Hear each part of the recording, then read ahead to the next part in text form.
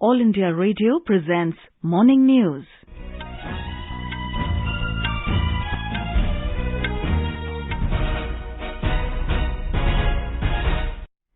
Good morning. I'm Sarabjit Kaur and with me is Vaibhav Jyotsna Srivastav. The headlines.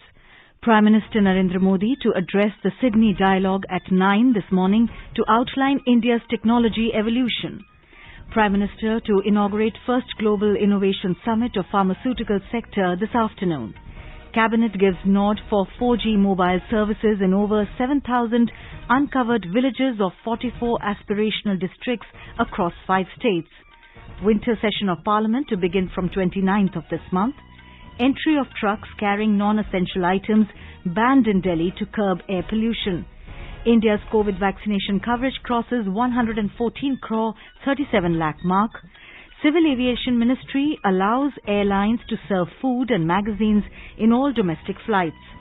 US designates Pakistan and China as countries of particular concern for violation of religious freedom. Union Minister Anurag Thakur confers first ever Sports Authority of India's institutional awards to 246 athletes and coaches. And in cricket, India beat New Zealand by 5 wickets in first T20 of 3-match series in Jaipur. As India created history by administering over 100 crore vaccine doses against COVID-19, All India Radio salutes all the doctors, nurses, other frontline workers and all those who got vaccinated and made this possible. Even though the country has achieved this feat, we caution our listeners that the battle against COVID is not yet over. We appeal to our listeners to get fully vaccinated at the earliest and also help others get vaccinated. During the festival season, please follow these 3 simple steps. Wear a face mask, maintain 2 gaz ki duri for social distancing, focus on hand and face hygiene.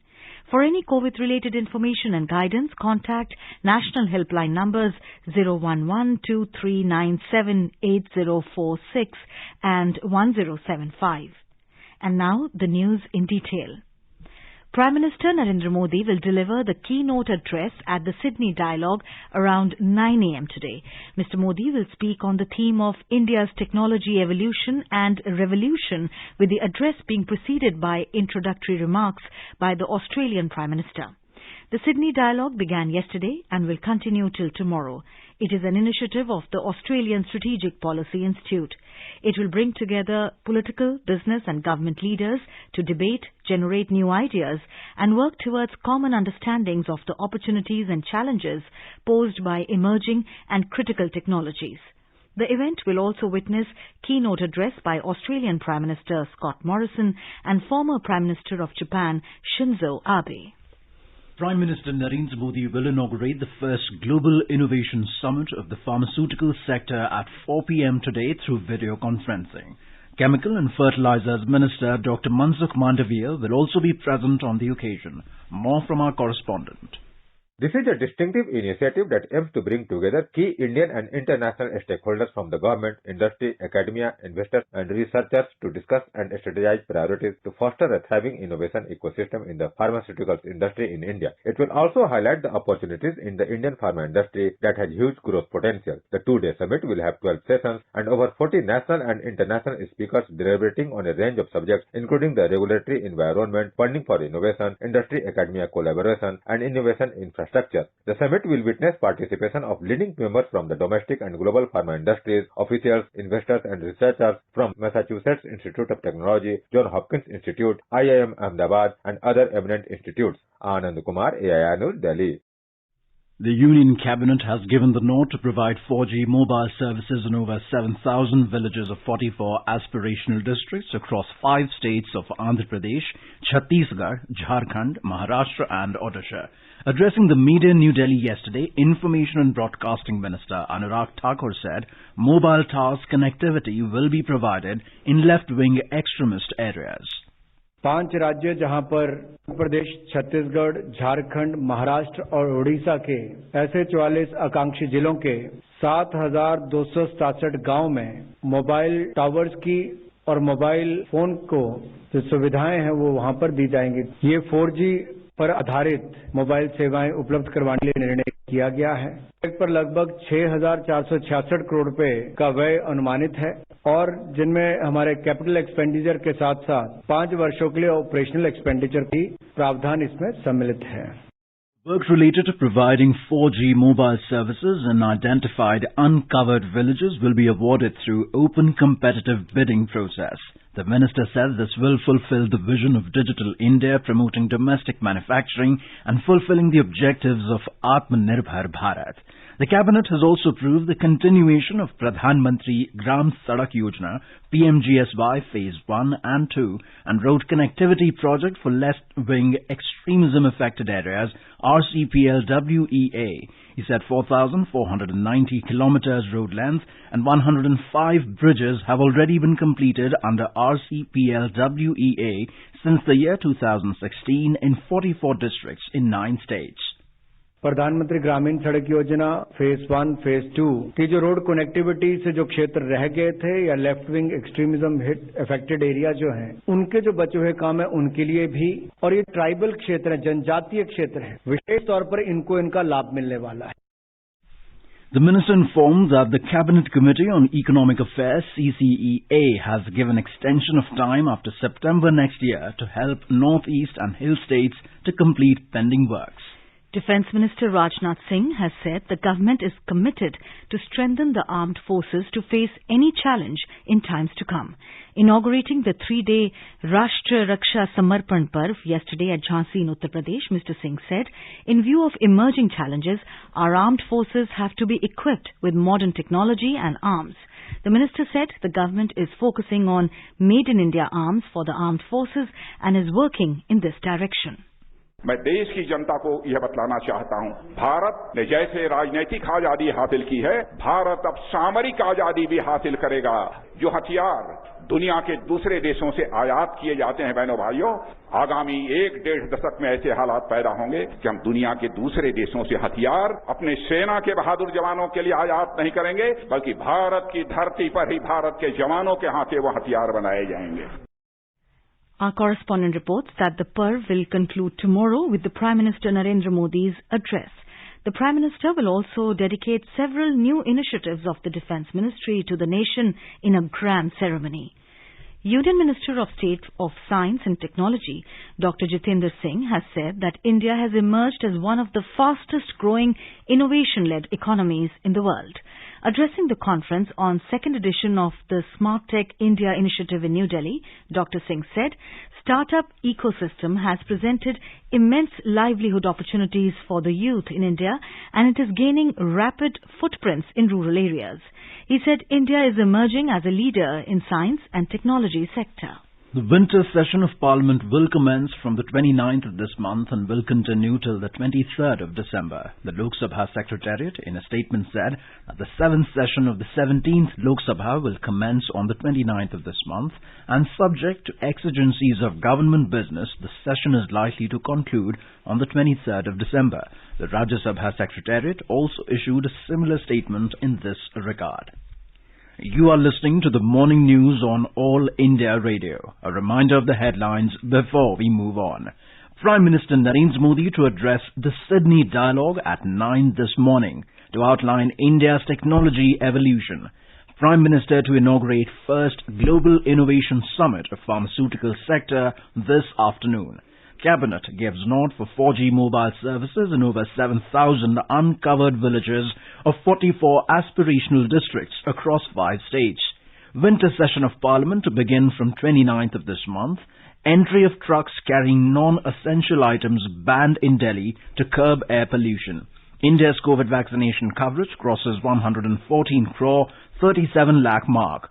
Civil Aviation Ministry allows airlines to serve food and magazines in all domestic flights.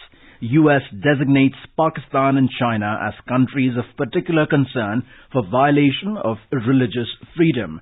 Union Minister Anurag Thakur confers first ever Sports Authority of India's institutional awards to 246 athletes and coaches.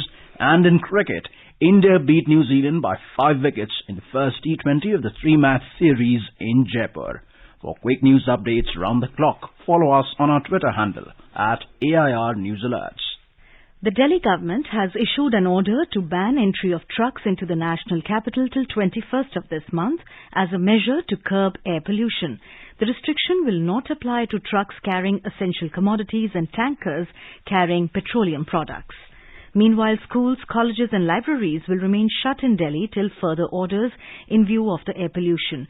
Briefing reporters, Delhi Environment Minister Gopal Rai said there will be 100% work from home for Delhi government departments till 21st of this month. He said the construction and demolition work will also remain banned till 21st of November in the city. Mr. Rai said vehicles except those for essential services from outside have been banned from entering the city. The minister informed that 1,000 private CNG buses will be hired to strengthen public transport in the national capital. Mr. Rai said a special task force of traffic police will be constituted to monitor the traffic congestion so that traffic flow can be made smooth. He said 372 water sprinkling tanks are operating in Delhi right now. Mr. Rai said water machines of fire brigade will be stationed at 13 hotspots to ensure more water sprinkling. He said action will be taken against industries if found to be using polluted fuel. India's COVID vaccination coverage has crossed the 114 crore 37 lakh mark.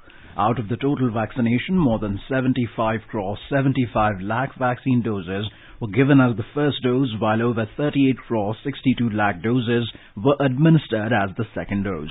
The Health Ministry said that more than 65 lakh vaccines doses were administered till 7 p.m. yesterday.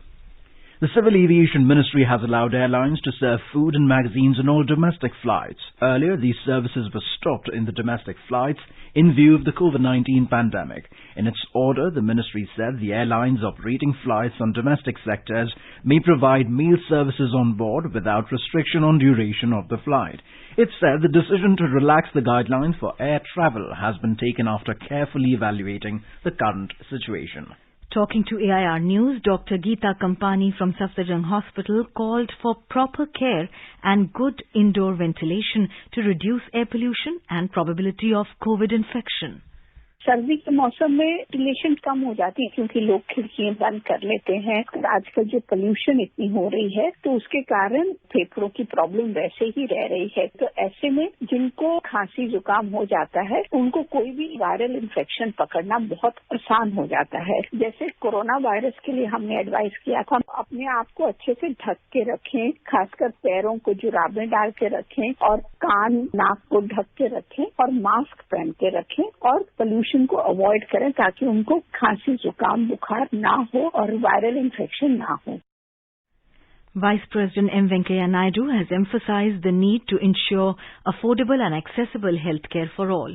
He asked multi-speciality hospitals with modern technology to start satellite centers in rural areas too. The Vice President, who reached Hyderabad on a 5-day visit, inaugurated a private diagnostic center in Hyderabad last evening. The diagnostic center offers genetic analysis and tests with state-of-the-art facilities. Speaking on the occasion, the Vice President appreciated the central government's decision to set up at least one medical college in each district. Pakistan's parliament in its joint sitting has enacted a law to give Indian death row prisoner Kulbhushan Jadhav the right to file a review appeal against his conviction by a military court. India had approached the International Court of Justice (ICJ) against Pakistan for denial of consular access to Jadhav and challenging the death sentence. After hearing both sides, the Hague-based ICJ issued a verdict in July 2019 asking Pakistan to give India consular access to Jadhav and also ensure review of his conviction. The ICJ ruling had directed the Pakistan Assembly to give it an effective review and reconsideration. Kulbhushan Jadhav, a 50-year-old retired Indian Navy officer, was sentenced to death by a Pakistani military court on charges of espionage and terrorism in April 2017. The United States has designated several nations, including Pakistan, China, Iran, North Korea and Myanmar, as countries of particular concern for violation of religious freedom. U.S. Secretary of State Antony Blinken also announced to place Algeria, Comoros, Cuba and Nicaragua on a special watch list for governments that have engaged in or tolerated severe violations of religious freedom. The US has also designated Al-Shabaab, Boko Haram, Hayat Tahrir al-Sham, the Houthis, ISIS Greater Sahara, ISIS West Africa, Jamaat Nasr al-Islam wal Muslimin and the Taliban as entities of particular concern. Asserting that the United States will not waver in its commitment to advocate for freedom of religion or belief for all and in every country, Mr. Blinken said that the challenges to religious freedom in the world today are structural, systematic and deeply entrenched. India at the United Nations Security Council meeting has called for inclusive dispensation in Afghanistan, which represents all sections of the Afghan society. India urged the international community to rise above partisan interests and come together for assistance in Afghanistan. India's ambassador to the UN, T.S. Tirumurti, said that New Delhi is willing to coordinate with other stakeholders to work towards enabling the expeditious provision of much-needed assistance to the people of Afghanistan. Mr. Tirumurti said that one of India's immediate priorities is to evacuate stranded people as well as ensure their free movement. He also said that terrorism continues to pose a serious threat to Afghanistan and the region. As our nation celebrates the 75th year of independence, a series of events are being organized by the government as a part of Azadi Ka Amrit Mahotsav. Let's listen to our special program Azadi Ka Safar, highlighting the importance of the day during the freedom struggle. Azadi Ka Amrit Mahotsav.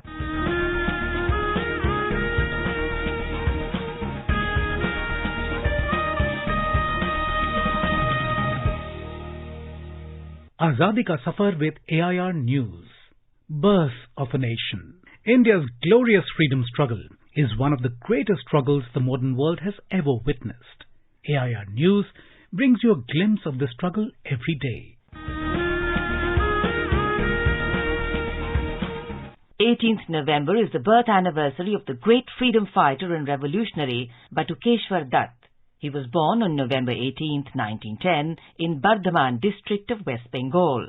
Dutt spent his early childhood in Uttar Pradesh's Kanpur and studied there. His journey as a revolutionary activist began in his early teenage years after witnessing an Indian child being brutally beaten up by the British on the Mall Road in Kanpur. The child had wandered onto the road which was prohibited for Indians. This incident had a huge impact on Batukeshwar Dutt, and he started to seek out anti-colonial activists.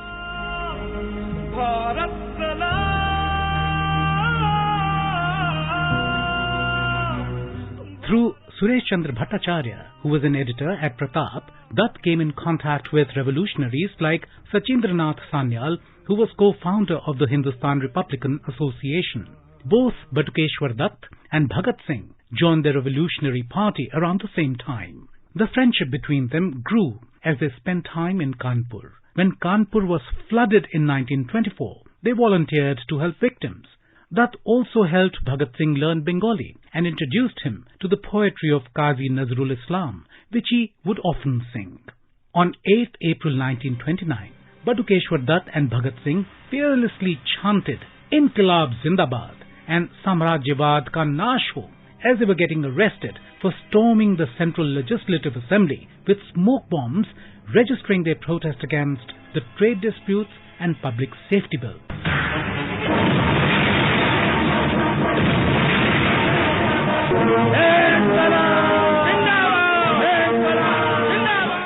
Batukeshwar Dutt was awarded a life sentence in the assembly bomb case and was deported to the Andaman Cellular Jail. Here, he participated in 2 hunger strikes for the rights of political prisoners and against their inhuman torture. Later, he was transferred from Andaman Cellular Jail to Hazaribagh Jail in 1937. From there to Delhi Jail and finally to the Patna Jail. He was released on September the 8th, 1938, as his health began to deteriorate due to several ailments he caught during inhuman torture in Andaman Cellular Jail. Dutt was released on the condition that he will not participate in any kind of violent political activity or will not get associated with any political formation which professed violence. Upon release, with his health recuperating, he re-engaged in revolutionary politics, thereby violating the conditions of his release. Batukeshwar Dutt also participated in the Quit India movement in 1942 and was subsequently arrested, only to be released in 1947. Dutt died of cancer on July 20, 1965 in Delhi. He was frequently visited in the hospital by Bhagat Singh's 85-year-old mother, Vidyavati Devi, who had a lot of affection for him. She was with him during his last days. In accordance with his last wish, Dutt was cremated in Hussainiwala, Punjab, alongside Bhagat Singh, Sukhdev and Rajguru. 18th of November is also the death anniversary of the great freedom fighter and patriot Veliyappan Olaganathan Chidambaram, also known as VOC. He was also called Kapalottiya Thamiran or the Tamil Helmsman. He was a prominent lawyer, trade union leader and leader of the International Congress. Chidambaram mobilized the workers of the coral mills, thereby expanding the social base of the Swadeshi movement. This led to a conflict with the British Raj. After undergoing ordeals, he established the Swadeshi Steam Navigation Company in 1906 to challenge the monopoly of the British India Steam Navigation Company. He launched the first Indian shipping service between Tuticorin and Colombo with the help of the Swadeshi Steam Navigation Company. One of India's major ports, that is, the Tuticorin Port Trust, is named after him. Tuticorin became the citadel of the freedom struggle in the early years of the 20th century. V.O. Chidambaram sowed the seeds of nationalism and independence with the doctrine of Swadeshi and boycott. He was charged with sedition by the British colonial government and was sentenced to life imprisonment. His barrister license was also revoked. VOC died on 18th November 1936 in the Indian National Congress office at Tuticorin. That brings us to the end of this episode of Azadi Ka Safar with AIR News. See you in the next episode tomorrow.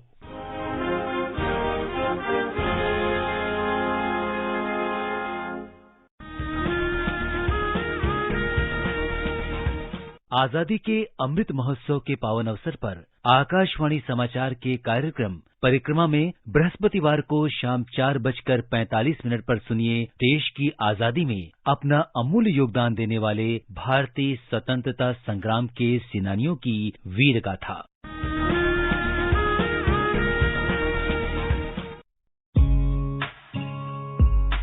लिख देंगे भारत की उड़ान, आजादी की हर पहचान, अब भारत की लोरी लिखकर रखेंगे कल की नींव, बच्चे बच्चे में बो देंगे देशभक्ति का बीज, देशभक्ति का बीज। अमृत महोत्सव लेकर आया है लोरी लेखन प्रतियोगिता। भाग लेने के लिए amritmahotsav.nic.in पर रजिस्टर करें।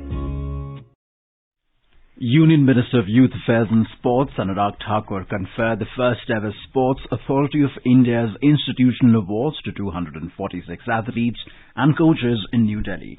The awards acknowledge the exceptional performance of SAI athletes and coaches under the various sports promotion schemes at the national and international level from the year 2016.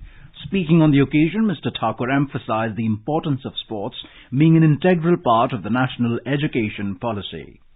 भारतीय खेल प्राधिकरण के उत्कृष्ट खिलाड़ी और कोचेस के लिए संस्थागत सम्मान समारोह रखा गया था और मुझे लगता है इसकी बहुत आवश्यकता इसलिए भी है कि जब भी कोई खिलाड़ी या कोच उपलब्धि हासिल करता है तो उसकी संस्था को उसका मनोबल बढ़ाना चाहिए, उसको सम्मानित करना चाहिए ताकि वो और प्रेरणा लेकर आगे और अच्छा कर सके। स्पोर्ट्स अथॉरिटी ऑफ इंडिया ने भी इसी तरह से अपने उत्कृष्ट खिलाड़ियों को और बेहतरीन कोचेस को सम्मानित करने का आज काम किया है और हम भविष्य में भी इसको जारी रखेंगे ताकि ज्यादा से ज्यादा खिलाड़ी और अच्छा कर सकें, भारत के लिए medal जीतें। Minister of State Nisith Pramanik said these awards are a way of assuring our athletes and coaches that the Sports Authority of India is always there to support them. In cricket, India registered a 5-wicket victory over New Zealand in their first T20 of the 3-match series at Savai Mansingh Stadium in Jaipur last night. Put into bat first, New Zealand posted a total of 164 runs for 6 wickets with the help of Martin Guptill's 70 and Mark Chapman's 63 runs. In reply, the hosts overhauled the target in 19.4 overs, riding on Surya Kumar Yadav's 62 and Captain Rohit Sharma's 48 runs. The second T20 will be played at the JSCA Cricket Stadium in Ranchi tomorrow. In Tamil Nadu, the Regional Met Department has predicted heavy rainfall in 9 districts, including Chennai, Tiruvallur, Kanchipuram and Ranipet districts today, owing to the low-pressure area over Southeast Bay of Bengal. More details from our Chennai correspondent. Owing to the low pressure moving towards North Tamil Nadu, the red alert announcement for 4 districts is to continue till tomorrow. Chennai, Tiruvallur, Kanchipuram and Ranipet districts have been experiencing heavy rainfall intermittently in many areas since yesterday. Educational institutions in 23 districts have been closed due to the widespread rainfall as a precautionary measure. All the district administrations have been asked to take immediate action to tackle any situation. All coastal districts were alerted to move people living in low-lying areas to safety in case of inundation and wave surge. Rains are likely to continue till the 21st of this month. Joy, AIR News, Chennai. And now let us take a look at the weather forecast for today. The national capital Delhi, the temperature will vary between 11 and 27 degrees Celsius. Mumbai will have a partly cloudy sky with possibility of development of thunder lightning. Kolkata will have mainly clear sky. Jammu and Srinagar will have mainly clear sky becoming partly cloudy towards the evening, while Leh, Gilgit and Muzaffarabad are likely to witness cloudy sky. Hyderabad is likely to have a generally cloudy sky with light rain. In Puducherry, there will be generally cloudy sky with heavy rain. In the northeast, Guwahati, Imphal and Aizawl will have fog in the morning and mainly clear sky later. Shillong and Gangtok will witness partly cloudy sky. Kohima and Itanagar will have mainly clear sky. Agartala will have fog or mist in the morning and partly cloudy sky later. And now an overview of today's newspapers. With the Wagah border opening up for pilgrims, most newspapers today carry pictures of jubilant pilgrims heading for Nankana Sahib in Pakistan. On the worsening air pollution levels in Delhi, SC Rap's inertia of Babus asks for harsher steps is the lead in the Asian age. As per the ASER study, schools enrollment falls during pandemic. The Hindustan Times reports COVID impact, financial stress pushed kids out of private schools. Addressing the CII Global Economic Policy Summit 2021, FM tells India Inc. to take risks, create jobs, headlines the Business Standard. And finally, with no sign of an early breakthrough in the standoff between India and China at several points in Ladakh, IAF airlifts winter supply for soldiers along LAC, writes the Pioneer. And now, before we end the bulletin, the headlines once again. Prime Minister Narendra Modi to address the Sydney Dialogue at 9 this morning to outline India's technology evolution. Prime Minister to inaugurate first Global Innovation Summit of Pharmaceutical Sector this afternoon.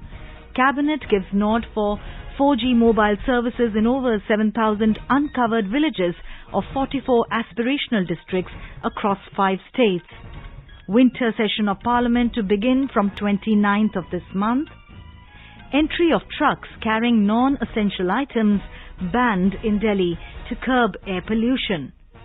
India's COVID vaccination coverage crosses 114 crore 37 lakh mark. Civil Aviation Ministry allows airlines to serve food and magazines in all domestic flights.